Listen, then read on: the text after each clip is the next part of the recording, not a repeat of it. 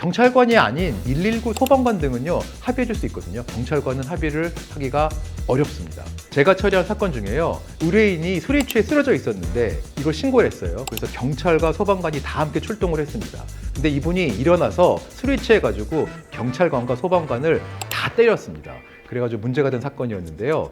안녕하세요. 유돈로우 채널의 김유돈 변호사입니다. 자, 이번 영상에서는요, 술김에 또는 억울해서 화나서 경찰관을 때리는 사건, 공무집행 방해죄에 대해서 알아보고자 합니다. 생각보다 이런 사건이 주변에 많이 일어나는데요, 우리 법인에서도 많이 다뤘었습니다. 순간적인 화 때문에 중범죄자가 될 수 있는 이 범죄에 대해서 한번 알아보고요, 영상 말미에서는 구체적으로 어떻게 해야지 선처를 받을 수 있는지 알아보겠습니다. 공무집행 방해죄는요, 공무원이 정당하게 공무를 수행하는 것을 폭행 또는 협박으로 방해하는 경우를 말하는 범죄인데요. 예를 들어서요, 음주운전 단속을 하는데 소리를 지르면서 밀쳐낸다거나 체포하려는 상황에서 공무원의 팔을 잡고 이렇게 간단하게 막는 경우, 또는 야 죽여버리겠어 하지마 이런 식으로 욕설하는 경우만으로도 공무집행 방해죄가 성립할 수 있습니다. 이런 공무집행 방해를 하면은요, 5년 이하의 징역이나 1,000만 원 이하의 벌금형에 처해질 수가 있는데요, 이는 일반 폭행죄에 비해서 훨씬 가중된 처벌입니다.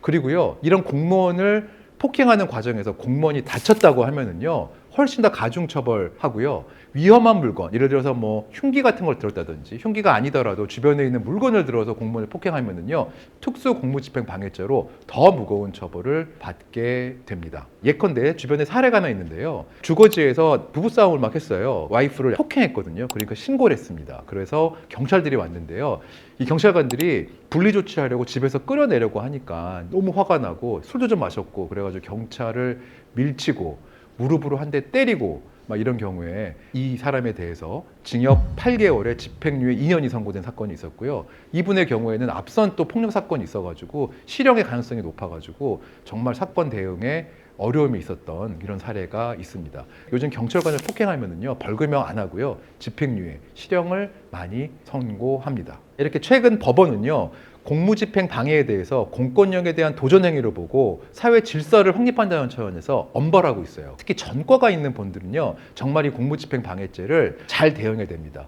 경찰관이라고 해도 내가 단순히 그냥 가볍게 폭행했는데 무슨 크게 처벌받겠어? 이렇게 생각하면 안 됩니다. 이렇게 공무집행 방해죄로 수사를 받거나 재판을 받게 된 경우에요, 어떻게 하면은 자기가 변론을 잘해서 선처받을 수 있을지, 변론 포인트가 두 가지가 있습니다. 하나는요, 우선 공무집행의 정당성을 한번 따져보고 이를 변론해야 합니다. 자, 공무를 집행하는 경찰관들이 다 정당한 집행만 하는 것은 아니거든요. 예컨대 영장 없이 막 주거지에 들어와서 체포할 수도 있는 거고요, 체포 과정에서 힘을 써가지고 하는 경우가 문제될 수도 있습니다. 자, 그리고 불필요하게 공포심을 유발하는 방법으로 경찰 업무를 하시는 분들도 있어요. 그래서 만약에 내가 이 과정에서 정당하지 않은 공무집행에 대한 정당방위적 성격으로 폭행을 한 것인지를 잘 따져가지고 정당방위 내지는 정당행위를 주장할 수 있는지 살펴봐야 합니다. 자, 둘째는요, 자기가 한 잘못이 인정이 된다고 하면요, 그 다음에는 진정성 있는 사과와 반성을 수사기관이나 재판부에 잘 보여줘야 합니다. 일단 이 경찰관 피해자 같은 경우는요, 일반 피해자는 다릅니다. 뭐가 다르냐면요, 경찰관은 합의금을 받고 합의해주는 선처탄원서를 낼 수가 없습니다. 그래서 진정 어린 사과를 하는 과정, 필요한 경우에는 형사공탁을 하는 등의 사과하는 과정을 잘 보여줘야 합니다. 경찰관이 아닌 119 소방관 등은요, 합의해 줄 수 있거든요. 경찰관은 합의를 하기가